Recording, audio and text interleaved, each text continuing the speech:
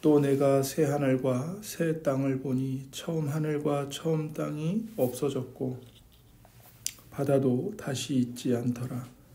또 내가 보매 거룩한 성 새 예루살렘이 하나님께로부터 하늘에서 내려오니 그 준비한 것이 신부가 남편을 위하여 단장한 것 같더라.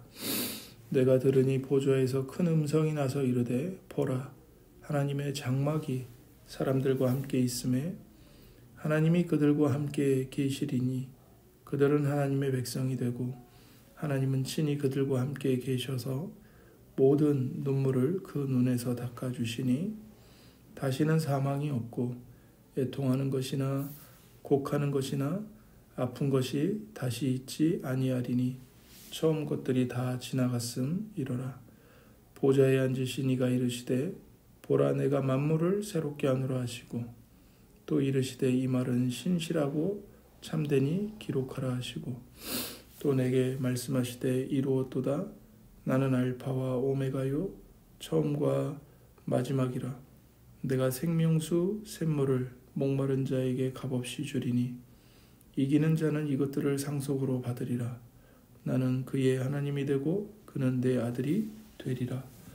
그러나 두려워하는 자들과 믿지 아니하는 자들과 흉악한 자들과 살인자들과 음행하는 자들과 점술가들과 우상 숭배자들과 거짓말하는 모든 자들은 불과 유황으로 타는 못에 던져지리니 이것이 둘째 사망이라. 아멘.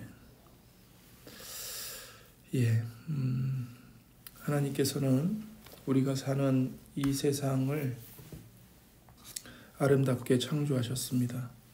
하지만 사람은 하나님께 반역하는 죄를 범했고 그 죄로 하나님의 세상을 파괴했죠. 그래서 우리가 사는 지금 이 세상이 이렇게 전쟁의 공포와 여러 가지 파괴 그리고 두려움에 휩싸여서 사는 이유는 하나님께서 처음에 세상을 잘못 창조하셨기 때문이 아니라 우리가 죄를 범하여 스스로 악을 이 땅에 불러왔기 때문입니다. 그러나 하나님은 우리의 죄악에도 불구하고 단 한 번도 이 세상을 포기하신 적이 없으십니다. 지금도 이 세상은 하나님께 반역하는 세상입니다. 하지만 여전히 이 세상은 하나님의 영광을 위해 하나님께서 다스리시는 세상이고 하나님께서 하나님의 영광을 위하여 보존하시고 하나님의 뜻이 이루어지는 하나님의 세계입니다.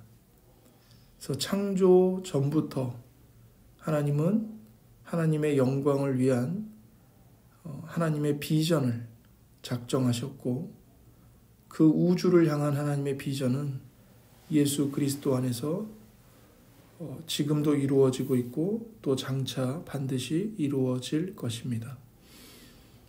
그렇다면 하나님의 비전은 뭘까요? 하나님의 비전은 삼위일체 하나님의 사랑 안에서 모든 인간과 모든 피조물들이 영원한 행복을 누리는 것입니다. 하나님과 인간의 관계가 깨어졌습니다. 인간과 인간의 관계도 깨어져 있습니다. 인간과 모든 피조물의 관계도 깨어져 있습니다. 그런데 그 모든 깨어진 관계를 하나님께서 예수 그리스도 안에서 다시 사랑으로 연합하게 하시고 하나됨을 회복하게 만드실 것입니다. 하늘과 땅에 있는 모든 것을 이 만물의 중심이 되시는 예수 그리스도 안에 모아서 하나님의 주권에 모든 것들이 순종하게 하시고 존재하는 모든 것들이 만유가 하나님과 바른 사랑의 관계를 맺게 하시는 것이죠.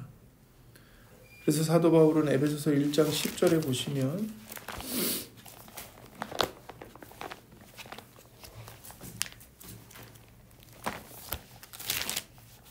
에베소서 1장 10절입니다.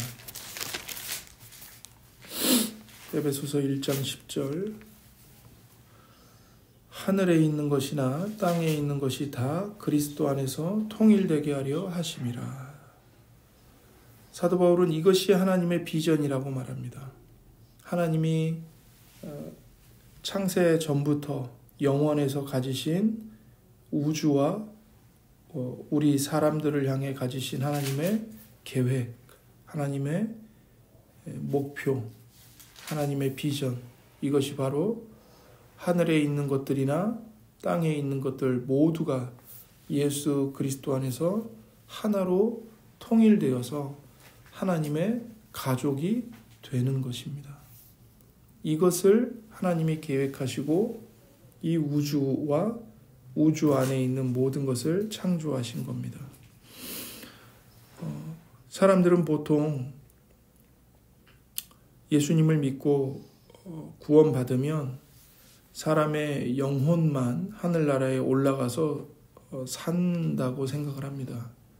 그러니까 영혼만 마치 이렇게 유령처럼 공중에 이렇게 둥둥 떠다니듯이 산다고 생각을 하기가 쉬운데, 그러나 성경은 그렇게 말씀하지 않습니다.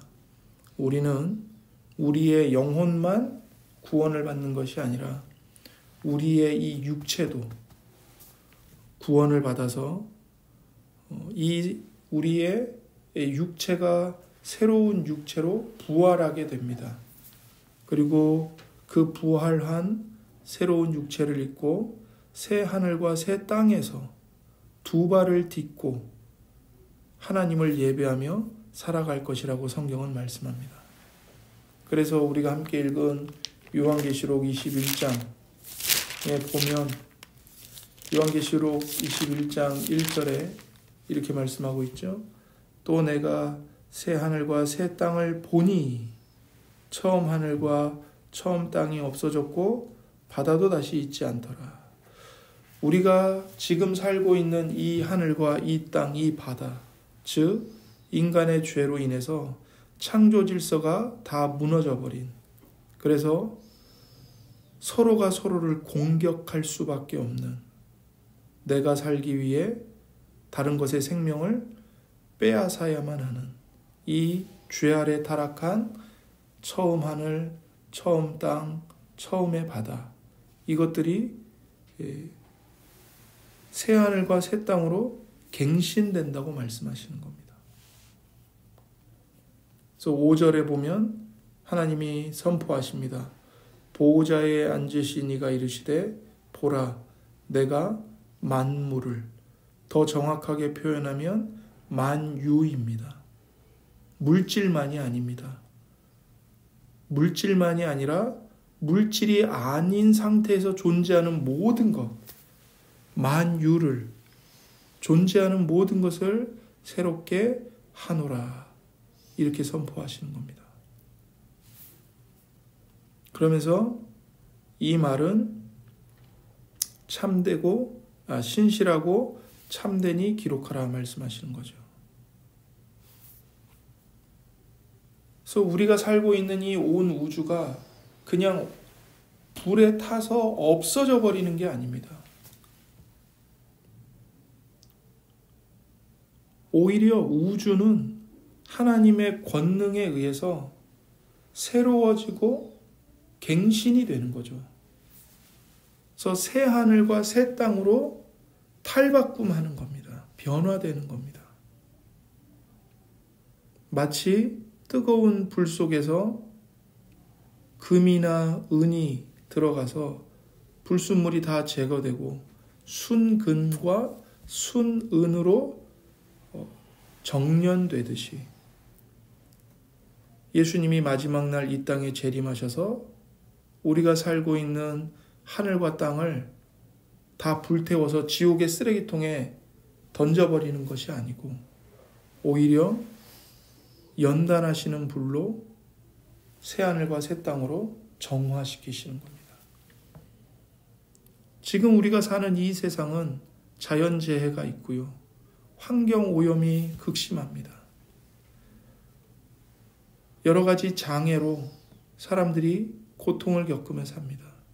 앞을 못 보는 사람, 듣지 못하는 사람, 말을 못하는 사람, 걷지 못하는 사람, 팔에 장애를 입어서 불구가 된 사람, 그 모든 고통을 겪게 된 이 세상이 하나님의 능력에 의해 완전히 새로워지는 겁니다. 보지 못했던 사람이 그 새하늘과 새 땅에서 보게 될 것입니다. 하나님이 창조하신 세상의 모든 걸 보며 경탄할 겁니다. 듣지 못했던 사람이 들으며 기뻐 뛰어놀 것입니다. 장애를 입어서 뛰지 못했던 사람이 팔짝팔짝 뛰어다니면서 산을 뛰어 올라가고, 당뇨병에 걸렸던 사람이 모든 하나님이 주시는 음식을 맛있게 먹고 하나님을 찬양하고, 심장 질환이 있어서 걷지도 못했던 사람이 하나님이 창조하신 그 높은 산을 향해 뛰어 올라가면서 가슴에 벅차오름을 느끼며 하나님의 영광을 찬양할 것입니다. 에덴에서 인간의 죄로 깨져버린 모든 관계가 완전히 새롭게 회복되는 거죠. 이사야 11장 6절입니다. 이사야 11장 6절 말씀입니다.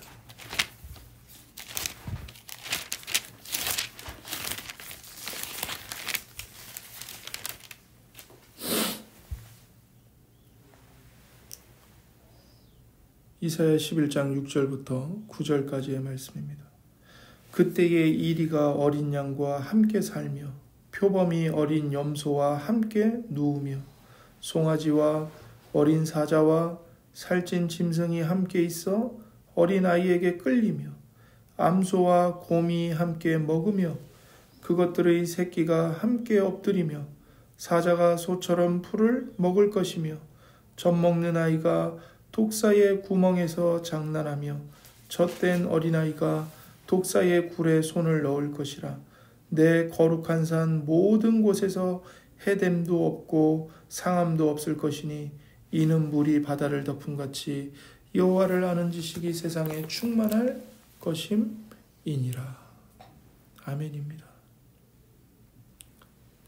저주를 받아서 서로 분열하고 서로 미워하고 서로가 서로를 잡아 먹을 수밖에 없게 된 모든 피조물들이 하나님이 마지막 날에 완전히 새롭게 하신 새하늘과 새 땅에서 서로 사랑하고 한 공간에 절대로 같이 있을 수 없는 피조물들이 함께 하나 되어서 하나의 공동체를 이루게 될 것이라고 약속하시는 겁니다. 여기 보십시오. 연약한 존재들과 매우 싸납고 강한 존재들이 더불어 사는 모습을 보여줍니다. 어린 양, 어린 염소, 송아지, 어린 아이, 젖 먹는 아이, 젖된 아이, 다 연약한 존재들이죠.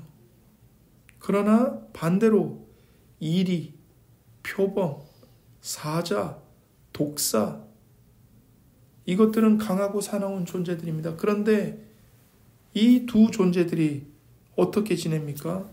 함께 뛰어놉니다. 어린아이가 독사굴에 손을 집어넣고 장난을 칩니다. 독사와 아이가 같이 놉니다. 사자와 어린 양이 함께 풀을 먹습니다. 이 땅에서는 상상할 수 없는 일이죠. 모든 위협과 고통이 사라지고 모든 미움이 대적이 사라지고 모든 창조물이 하나님의 사랑 안에서 하나가 되고 참된 행복과 즐거움을 누리는 것입니다. 모든 사람과 창조물들이 하나님을 알고 하나님을 즐거워하며 하나님의 은혜 덕분에 행복을 누리는 것이죠. 지금 죄 아래에서 신음하고 있는 피조물들조차도 이 새로운 세상을 간절히 바라고 있습니다. 이 모든 회복이 예수 그리스도 안에서 이루어질 것입니다.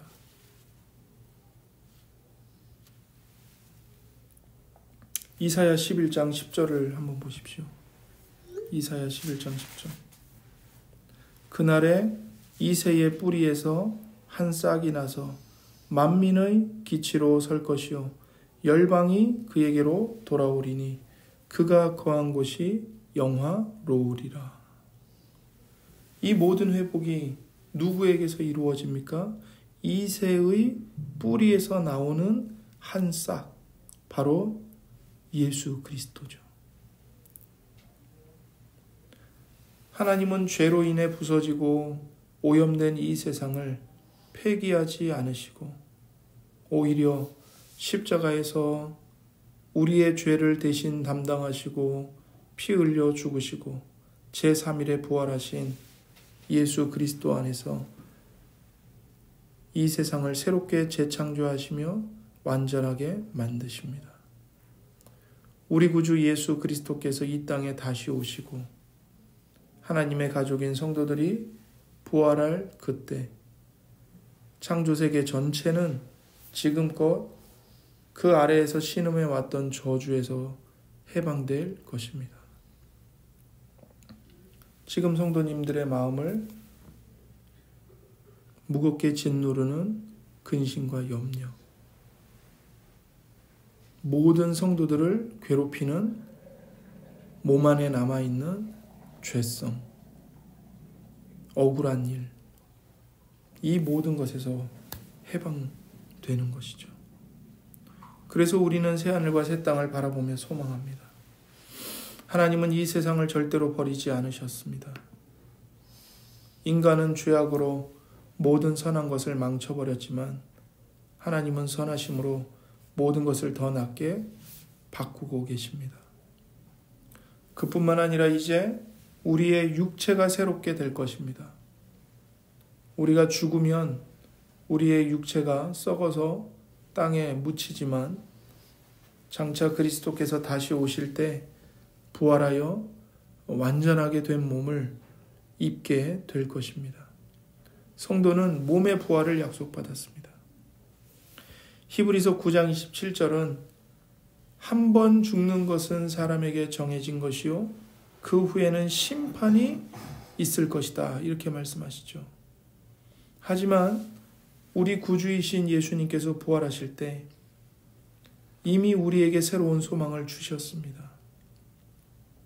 예수님께서 죽으셨지만 새롭고 완전한 육체로 부활하셨듯이 성도들도 예수 그리스도 안에서 마지막 날에 새로운 몸을 입고 부활하게 될 겁니다.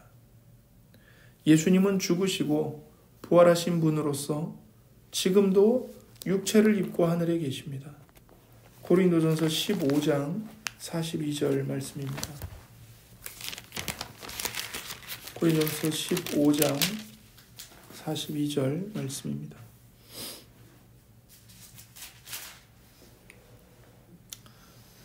죽은 자의 부활도 그와 같으니 썩을 것으로 심고 썩지 아니할 것으로 다시 살아나며 욕된 것으로 심고 영광스러운 것으로 다시 살아나며 약한 것으로 심고 강한 것으로 다시 살아나며 육의 몸으로 심고 신령한 몸으로 다시 살아나나니 육의 몸이 있은즉 또 영의 몸도 있느니라. 여기서 사도 바울이 지금 이 땅에서 우리가 입고 있는 육체와 마지막 날에 예수님이 우리에게 부활시켜 주실 그 부활의 육체를 대조하고 있습니다. 우리 현재 육체는 썩을 것입니다. 그러나 그날에 부활한 육체는 영원히 썩지 않습니다. 부활할 육체는 영광스럽고 강한 육체입니다. 이 땅에 있는 육체는 육의 몸이죠. 그러나 그날에 부활하는 몸은 신령한 몸, 영의 몸입니다. 바꿔 말하면 성령님의 인도를 받는 몸이 된다는 겁니다. 여기서는 우리의 몸이 성령님의 인도하심에 저항하죠. 우리 몸 안에 죄성이 남아있어서. 사랑해야 한다는 거 머리로 압니다. 그런데 내 마음과 몸 안에 있는 죄성이 그걸 저항하죠. 싫어. 내가 왜 사랑해야 돼? 내가 왜 용서해야 돼? 왜 내가 먼저 포기해야 돼? 왜 내가 먼저 손을 내밀어야 돼? 왜 내가 먼저 미안하다고 말해야 돼? 왜 내가 먼저 손해를 봐야 돼? 끊임없이 성령님의 인도하심에 저항합니다. 그러나 그날에는 신령한 몸, 영의 몸, 즉 성령님의 인도를 받는 몸으로 부활할 것입니다. 그리고 그날에 부활할 육체는 아름다운 몸이고 영원한 몸입니다. 그래서 우리는 영혼만 둥둥 떠다니는 게 아니라 아름다워질 것이고 영원할 것입니다. 이 땅에서는요, 성도들도 병에 걸립니다. 선하신 하나님께서 병에 걸린 우리의 기도를 들으시고 병을 고쳐주시기도 하시죠. 하지만 성도인 우리가 더욱 바라는 것은 단순히 병 고침 정도가 아닙니다. 우리가 진정 소망하고 기대하고 바라보는 것은 부활이죠, 부활. 그날의 부활. 이 땅에서는 병을 치료해도 결국에는 노쇠하고 죽습니다. 죽음을 막을 수가 없습니다. 그러나 우리가 죽고 육체가 부활하는 그날 죽음과 질병은 완전히 끝장날 것입니다. 우리의 육체가 부활하는 그날 죽음은 영원히 죽을 것입니다. 죽음은 모두에게 두려운 일입니다. 왜 그렇습니까? 죽음 이후의 삶에 대해서 아는 사람이 한 명도 없기 때문입니다. 과학이 아무리 발전해도 죽음 이후의 삶을 알아낼 수 없습니다. 지금까지 그래왔고 앞으로도 그럴 것입니다. 언제나 사람은 사람에게 가장 중요한 것을 과학으로는 밝혀낸 적이 없습니다. 밝혀내지 못했습니다. 세상의 기원, 과학으로 밝혀낼 수 있나요? 인간의 존재 의미, 인간이 왜 살아야 하는지 목적, 진리가 뭐며, 참된 선이 뭐며, 진정한 아름다움이 무엇인지 과학으로 알 수 있습니까? 죽음 이후의 삶, 과학으로 알 수 있나요? 모릅니다. 과학은 현상만 분석해낼 뿐이지 그 현상이 어떤 의미를 갖고 있는지, 우리에게 어떤 목적을 주는지 밝히지 못합니다. 그러나 신자는 하나님의 말씀과 성령님과의 교통함에 의해서 과학이 밝혀내지 못하는 것들에 대한 진리가 무엇인지를 알 수 있죠. 성경으로 돌아가서 성경을 읽어보면 하나님이 우리가 마땅히 알아야 할 진리가 무엇인지를 가르쳐 주셨고 계시해 놓으셨습니다. 세상이 어떻게 시작되었는지, 세상의 목적이 뭔지, 인생의 존재 목적이 뭔지, 우리는 어떤 끝을 향해 달려가고 있는 것인지 성경에 다 계시되어 있습니다. 그래서 신자는 하나님의 말씀에 의해서 죽음 이후에 어떤 삶이 우리를 기다리고 있는지를 분명하게 아는 자들입니다. 예수님을 믿는 모든 성도는 죽음 이후에 그리스도와 함께 영원히 거합니다. 그러나 예수님을 부인하고 예수님과 상관없이 자기가 자기 인생의 주인이 되어 자기의 왕국을 세우는 것을 목표로 삼고 살아가는 모든 사람들은 죽음 이후에 하나님으로부터 영원히 분리되어 지옥으로 떨어지는 겁니다.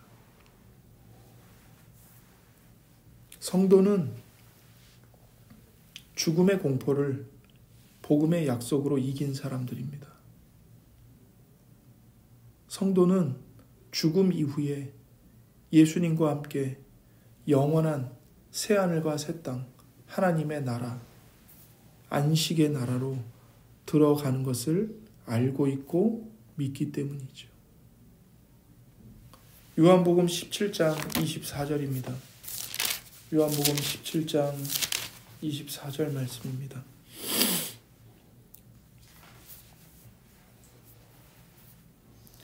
아버지여, 내게 주신 자도 나 있는 곳에 나와 함께 있어 아버지께서 창세전부터 나를 사랑하심으로 내게 주신 나의 영광을 그들로 보게 하시기를 원하옵나이다. 아멘. 예수님이 십자가의 죽음을 눈앞에 두고 마지막으로 교회를 위해, 제자들을 위해, 우리를 위해 기도하신 기도입니다. 아버지여, 내게 주신 자들도 나 있는 곳에 나와 함께 있게 해 주옵소서 기도하십니다. 예수님은 지금 예수님이 계신 천국에서 예수님을 믿는 모든 성도들이 예수님과 함께 영원히 거하기를 간절히 바라시며 기도하고 계시는 겁니다. 그리고 예수님의 이 기도는 계속 응답되고 있습니다. 그래서 예수님을 믿는 성도가 이 땅에서 죽는 것은 그저 단순히 몸이 노쇠했기 때문에 죽는 게 아닙니다. 질병에 걸렸기 때문에 죽는 것이 아닙니다. 사고를 당했기 때문에 죽는 것이 아닙니다. 성도가 이 땅에서 죽는 유일한 이유는 예수님의 이 기도에 하나님 아버지께서 응답하셨기 때문입니다. 아버지께서 내게 주신 자들도 나 있는 곳에 나와 함께 있게 해 주십시오. 그 예수님의 기도를 하나님 아버지께서 우리의 각자의 때에 따라 응답하시기 때문에 죽음의 문을 통과하여 예수님이 계신 하늘나라로 올라가는 것이죠. 겉모습은 사고를 당해서 죽을 수 있습니다. 질병에 걸려서 죽을 수 있습니다. 노쇠해서 죽을 수 있습니다. 믿는 자나 믿지 않는 자나 죽음의 겉모습은 똑같습니다. 그러나 성도의 죽음은 단순히 질병, 사고 같은 것이 아닙니다. 궁극적인 원인이 아닙니다. 성부 하나님께서 성자 하나님이신 예수님의 기도에 응답하셨기 때문에 성도의 영혼이 육체를 떠나 하나님 품으로 안기는 겁니다. 따라서 성도의 죽음은 승리입니다. 실패가 아닙니다. 더 이상 죄에 대한 형벌이 아닙니다. 죄로 인한 저주가 아닙니다. 성도의 죽음은 도리어 죽음을 죽이는 것입니다. 죽음을 이기는 것입니다. 성도에게 죽음은 죽음 이후에 맞이하게 될 영원한 영광으로 들어가는 문일 뿐입니다.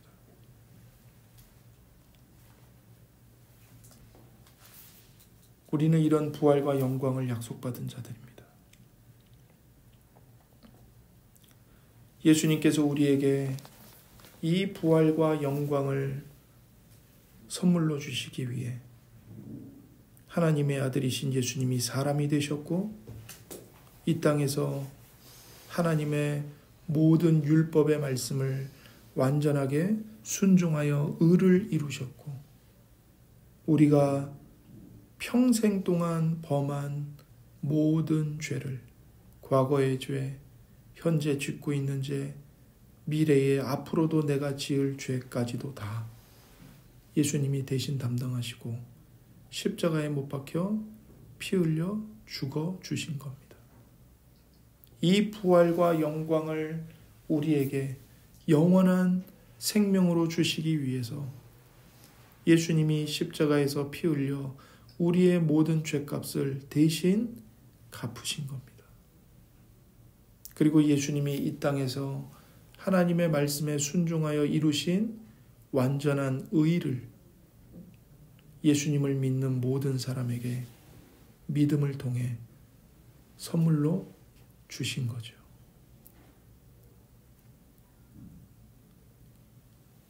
예수님께서 그렇게 십자가에 피 흘리심으로 십자가에서 우리를 위해 유월절 어린 양으로 희생당하여 죽으심으로 이 부활과 영광을 우리에게 주신 겁니다.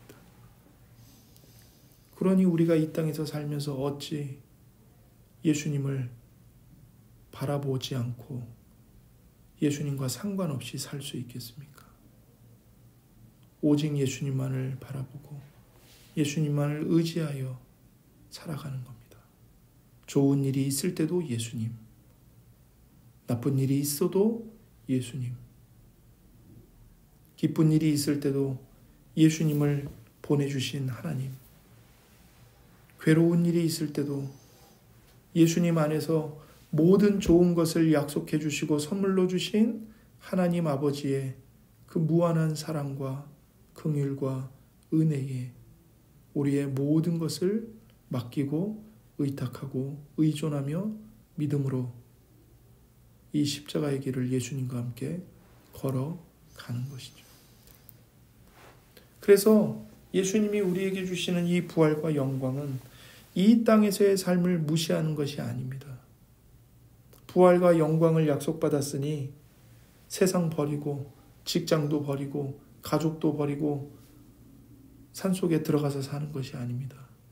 믿는 자들끼리만 모여서 그들만의 개토를 만들고 사는 게 아닙니다. 오히려 이 땅에서 하나님이 우리를 부르신 대로 우리에게 은사를 주신 대로 우리에게 주신 모든 직업은 하나님이 주신 소명이다. 부르심이다. 그걸 믿고 각자에게 주어진 삶의 자리에서 힘있게 살아가는 거죠. 부활과 영광에 대한 약속 때문에 삶을 무시해버리는 것이 아니고 오히려 힘있게 하나님의 영광을 위해 살아갈 소망을 갖게 되는 겁니다. 우리가 이 땅에서 성도로서 고난과 수고를 당합니다. 그러나 그 모든 고난과 수고는 절대로 헛되지 않습니다. 우리 삶의 모든 전 영역에 하나님의 뜻이 미치지 않는 곳은 없습니다. 하나님의 시선이 미치지 않는 곳은 없습니다.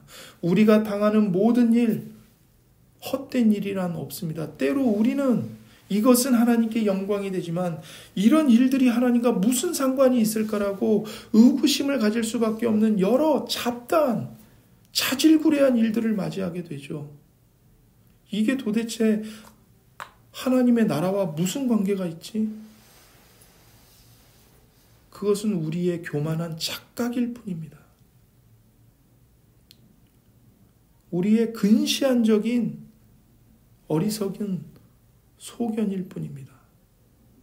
우리가 24시간 우리가 겪는 모든 일들은 하나님 나라에서 하나님의 큰 비전을 이루어가기 위한 작은 점들입니다. 그러므로 우리가 만나는 모든 일, 모든 관계 속에서 가정이든 교회 공동체든 직장이든 이웃과의 관계든 지역사회에서든 이 나라에서 대한민국에서든 우리는 오직 하나님의 뜻이 이루어지이다 외치고 기도하며 하나님의 뜻에 순종하기를 힘쓰며 살아가야 하는 것이죠. 그때 우리가 믿음에 의해서 심한 반대를 만날 수 있고 고난을 당할 수 있습니다. 그러나 그 모든 고난과 수고는 예수님 안에서 절대로 헛되지 않습니다. 하나님께서 베푸시는 상 안에서 칭찬을 받게 될 것이고 보상을 받게 될 겁니다. 그리고 마지막 날에 우리가 새로운 몸으로 부활하여 새하늘과 새 땅에 들어가서 내가 이 땅에서 보낸 이 아무것도 아닌 것처럼 보이는 이 삶이 하나님 나라에서 그 큰 그림 가운데 어떤 색깔을 나타내고 있는지를 하나님께서 우리에게 보여주실 겁니다. 그때 우리는 여기서 받지 못했던 위로와 감격을 받게 될 겁니다. 반지의 제왕이라는 소설을 쓴 그 존 로널드 루엘 톨킨 작가를 아시죠? 그 작가가 C.S. 루이스와 서로 약속을 합니다. 톨킨은 시간에 관한 소설을 쓰기로 약속하고 C.S. 루이스는 공간에 관한 소설을 쓰기로 약속을 해요. 그래서 이 톨킨이 시간의 대서사에 관한 소설을 쓰기 위해 반지의 제왕을 써야겠다라고 마음을 먹고 소설을 쓰는데 중간에 벽을 만납니다. 소위 소설가들이 만나는 그 소설가의 벽. 정말 좋은 작품, 길이 남을 훌륭한 작품을 쓰고 싶은데 한 줄도 쓰지를 못하겠는 거예요. 한 단어도. 그래서 그때 그 톨킨이 너무 이게 써지질 않으니까 야, 큰일 났다. 내가 죽기 전에 이 소설을 완성은 할 수 있을까? 그리고는 절망과 포기 속에서 시골로 갑니다. 근데 그 시골에서 작은 소책자 소설을 하나 써요. 작은 단편 소설. 그게 바로 제목이 니글의 나뭇잎이에요. 니글의 나뭇잎. 이 니글이라는 말이 단어가 그런 뜻이잖아요. 그러니까 그 쓸모없는 일, 별 볼 일 없는 일, 그냥 하찮은 일, 그런 걸 가리키는 단어인데 그걸 의인화해서 니글이라는 사람이 그린 나뭇잎 해가지고 니글의 나뭇잎이라는 소설을 단편 소설을 씁니다. 거기에 자기의 현 상황과 심정이 투영이 된 거예요. 그러니까 이 니글이라는 사람이 화가인데 머릿속에는 엄청나게 거대하고 아름다운, 그리고 이 세상에는 존재하지 않는 정말 단 하나의 완벽한 나무를 그리겠다는 포부를 갖고 있어요, 이 화가가. 그래서 캔버스를 제작하는데 진짜 자기 키보다 훨씬 큰 사다리를 타고 올라가야 닿을 수 있는 어마어마하게 큰 캔버스를 제작을 합니다. 거기에 자기가 지금 이 비전으로 갖고 있는 가장 완벽한 나무 한 그루를 그리려고 하는 거예요. 그런데 이제 사다리를 타고 올라가서 나뭇잎 하나부터 그리는 거예요. 나뭇잎 하나부터 시작을 해서. 근데 이 나뭇잎을 하나 그리는데 그냥 허투루 그리면 안 되고 정말 가장 완벽한 나뭇잎을 그려야 되니까 그 나뭇잎 하나 그리는 것만으로도 몇 날, 며칠, 몇 개월을 그리는 겁니다. 근데 이 니글이라는 사람의 성격이 주변 사람들이 와서 뭘 도와달라고 그러면 그거를 그냥 지나치지를 못해요. 그러니까 그 나뭇잎 하나 색칠하다가 누가 와서 똑똑똑 문 두드리고 뭐 좀 도와주세요 그러면 그걸 가서 도와줘야 되고. 그러니까 이 니글이라는 사람의 성격이 톨킨의 성격과 같은 성격인 거죠. 톨킨이 그런 사람이었던 것 같아요. 소설을 쓰려고 하는데 누가 와서 도와달라고 그러면 지나치지를 못하고. 그러니까 이 반지의 제왕을 쓰지를 못하고 있는 거예요. 니글이 똑같아요. 그러니까 평생에 걸쳐서 그림을 그렸는데 이웃들과 관계된 일 뭐 이런 거 저런 거 막 잡다한 일 막 하다가 딸랑 나뭇잎 하나 그랬어요. 나뭇잎 하나. 근데 시간이 다 되어서 천사가 온 거예요. 이제는 떠날 시간이 됐어. 나랑 같이 갑시다. 아니, 나 이거 나무 그림 그려야 되는데 나뭇잎 하나밖에 못 그렸는데 가야 된다고요? 시간이 없어. 당신에게 허락된 이 땅에서의 생애를 당신이 다 썼어. 가야 합니다. 그리고는 가요. 천사를 따라서 하늘나라로 가는 기차를 타고 가는데 한 중간 정도 가다가 어느 역에 섰어요. 역에 기차에서 나와가지고 잠깐 쉬려고 나왔는데 저 멀리서 한 나무가 보이는 겁니다. 자기가 이 땅에 있을 때 정말 가장 완벽한 나무로 그리려고 했던 그 나무가 그 풍경에, 하늘나라의 풍경에 실제 나무로 존재하고 있는 거예요. 그리고 딸랑 나무 한 그루만 존재하고 있는 것이 아니고 그 나무와 함께 거대한 나무들이 정말 아름다운 산을 이루어서 풍경이 보이고 있는 거죠. 거기서 니글이 엄청난 위로를 받습니다. 자기는 이 땅에서 평생을 그림을 그린다고 했는데 고작 나뭇잎 하나밖에 못 그리고 떠났어요. 그런데 이 땅에서 그가 그토록 그리고 싶었던 완벽한 나무가 하늘나라에 그대로 있는 거예요.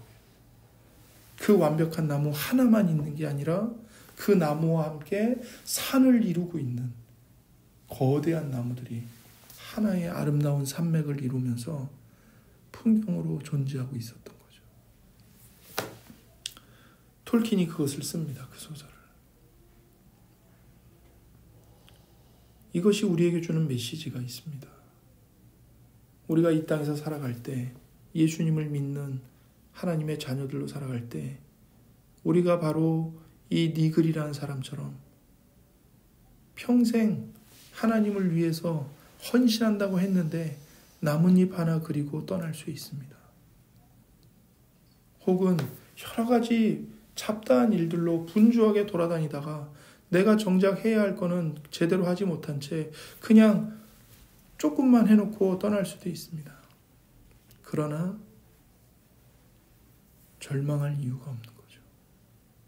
왜 그렇습니까? 하나님께서 약속하신 새하늘과 새 땅에 내가 하나님을 위해 이루고 싶었던 그 일들이, 그 나무가, 그 풍경이 하늘나라에 완전한 채로 존재하고 있기 때문입니다. 우리가 이 땅에서 사는 것은 새하늘과 새 땅에서 누리게 될 영원한 삶을 이 땅에서 그저 예행 연습하는 것일 뿐입니다. 그러니 이 땅에서 우리가 기도하는 것이 온전하지 못하고 사랑하는 것이 온전하지 못하고 십자가를 지고 자기를 부인하며 예수님을 따라 십자가의 길을 걸어가는 것이 온전치 못한다 할지라도 낙심하지 마십시오. 새하늘과 새 땅에 완전한 삶이 이미 구비되어 있습니다. 그러므로 우리는 이 땅에서 포기하지 않고 십자가의 길을 예수님과 함께 걸어가야 합니다. 여기서 우리가 예수님의 이름으로 행한 작은 선, 예수님을 믿는 어떤 작은 사람에게 물 한 그릇 떠다 준 것, 그것조차도 예수님이 그날에 상을 잃지 않을 거라고 약속하셨습니다. 그러니 우리가 이 땅에서 예수님을 믿는 예수님의 제자들로서, 하나님의 자녀들로서 하나님 아버지의 뜻을 이루고 순종하는 삶을 힘있게 소망을 갖고 살아가기를 주님의 말씀으로 권면드립니다. 이 시간 함께 기도하겠습니다. 살아계신 하나님 아버지 감사합니다. 우리가 예수님으로부터 부활과 영광과 새하늘과 새 땅에서의 영원한 삶을 약속받았고 선물로 받은 자들임을 우리가 다시 한번 하나님의 말씀으로 확인할 수 있도록 도와주시옵소서. 그러므로 우리에게 주어진 삶의 모든 터전에서 우리가 만나는 모든 사람들에게 선을 행하게 하시고 예수님의 마음으로 그들을 존중하며 겸손함으로 그들을 대하게 하시고 우리가 또한 하나님의 말씀을 따라 서로를 사랑하기를 힘쓰고 또 하나님의 뜻에 순종하기를 힘쓰며 하나님 아버지의 뜻이 이 땅에서 우리의 작은 삶을 통해 이루어지기를 갈망하고 소망하고 기도하며 살아갈 수 있도록 은혜를 베풀어 주옵소서. 우리 마음을 짓누르는 여러 가지 근심과 염려들 다 주님께 맡겨 드립니다. 하나님께서 살아계시고 하나님께서 모든 것을 창조하셨고 심지어 인간의 죄로 파괴된 세상임에도 불구하고 하나님은 여전히 끊임없이 하나님의 말씀을 보내시고 하나님의 은혜를 베푸셔서 이 세상이 하나님이 약속하신 마지막 그날까지 보존되도록 보호하고 계시니 우리가 천지의 창조주이신 하나님 또 죽음에서 예수 그리스도를 부활하게 하신 것처럼 예수님의 피와 부활로 우리를 죄와 죽음에서 건지신 구원의 주님이신 하나님 아버지를 전적으로 의존하여 힘있게 하나님의 자녀로 살아갈 수 있도록 은혜를 베풀어 주옵소서. 감사하며 우리 구주 예수님의 이름으로 기도드립니다. 아멘.